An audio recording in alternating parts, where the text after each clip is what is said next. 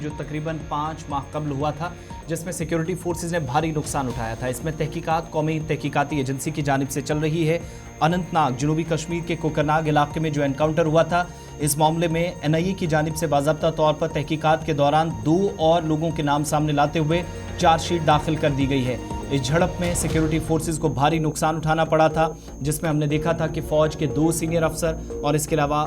हुमायूं भट्ट जो कि जम्मू कश्मीर पुलिस के डीएसपी थे, उनकी भी जान चली गई थी। कर्नल मनप्रीत सिंह थे, मेजर आशीष धोनचक थे, deputy superintendent of police Humayun Muzammil Bhatt थे, जो इस ऑपरेशन के दौरान अपनी जान गंवा बैठे थे। इस कार्रवाई में अभी तक जो जानकारी मिली है, मज़ीद तहकीकात के दौरान ये पता चला कि कुछ और लोगों के नाम सामने थे। उस वक्त जब ऑपरेशन हुआ था तो एक मिलिटेंट को मार गिराने का दावा भी सिक्योरिटी फोर्सेस की जानिब से किया गया था, लेकिन इस ऑपरेशन में जो एनआईए की जानिब से अब चार्जशीट दी गई 13 सितंबर 2023 को जो ऑपरेशन हुआ था, इसमें बाज़ाब्ता तौर पर कहा गया कि 7 दिनों के करीब जो लश्कर तैयबा का कमांडर उज़ैर खान उस वक्त मारा भी गया था, लेकिन चार्जशीट में जो नाम सामने आए हैं, मोहम्मद अकबर डार और गुलाम नबी डार का नाम सामने आया है। दोनों ये कोकरनाग साउथ कश्मीर के शहरी, और कहा गया कि इंडियन पिनल कोड की मुख्तलिफ दफ़ात के तहत और arms act and UP act जिसको आप कहते हैं यूएपी एक्ट, उसके तहत बाज़ाब्ता तौर पर तहकीकात के दौरान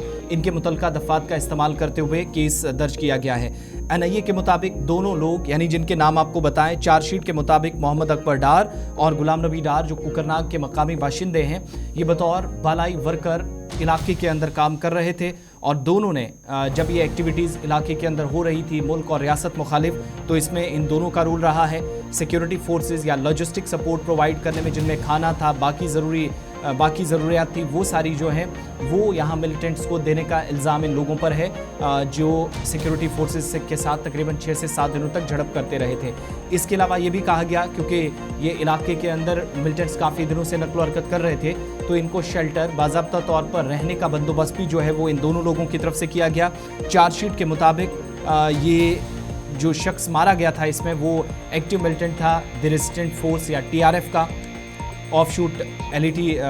जिसको आप कह सकते हैं, जो एलईटी का भी एक तंजीम है या एक हिस्सा है। अगस्त 2022 में उज़ैर ने ज्वाइन किया था, जो बाद में इस ऑपरेशन में मारा गया, उस वक्त दावा किया गया। लेकिन तहकीकात चूँकि एनआईए की जानिब से चल रही थी, 8-9 दिनों तक ये ऑपरेशन चला था, जिसमें सिक्योरिटी फोर्सेस ने भारी नुकसान उठाया था। जंगलात के अंदर काफ़ी मुशक्क़त के बाद इस ऑपरेशन को आगे बढ़ाया गया था। तो इसमें अब 2 और लोगों के नाम सामने आए हैं, जिसमें चार्जशीट पेश कर दी गई है। गौहर,